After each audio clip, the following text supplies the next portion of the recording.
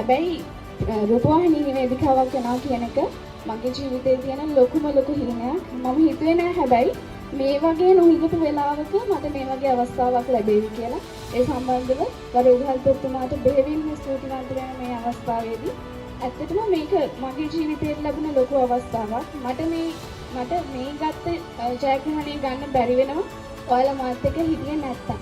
ඔයාලා දීපු SMS මනාපත් එක්ක තමයි මට අද මේ ජයග්‍රහණය ලබා ගන්න පුළුවන් වුනේ. ඉතින් ඒකට සියලු දෙනාටම බෙහෙවින්ම ස්තුතිවන්ත වෙනවා. ඒ වගේම මට අපේ විදුහල්පතිතුමා ඒ වගේම ආචාර්ය මණ්ඩලයේ හැම ගුරුවරයෙක්ම ඔවුන්ගේ උපරිම සහයෝගය ලබා දුන්නා. ඒ වගේම ලක්ෂාන් මල්ලි මට පුදුම සහයෝගයක් ලබා දුන්නා. අක්කේ මේ විදියට කරමු අපි අර විදියට කරමු කියලා ලොකු සහයෝගයක් ලබා දුන්නා. ඒ වගේම සූර්යවැව කේඩ්ජි ආයතනය මගේ මාමා එකතු වෙලා මට මනාප්පල කරා. ඒ වගේම මගේ ලොකු තාත්තා ඇතුළු උස්බිම්වැලියාර මහාවිද්‍යාලයේ සියලුම දෙනාත් මට සහයෝගය ලබා දුන්නා. ඒ වගේම මගේ ඥාන තාත්තා අක්කා අයියා මල්ලි හැමෝම ඒ වගේම මගේ නෑදෑයෝ හැමෝම මට මේකට ලොකු සහයෝගයක් ලබා දුන්නා.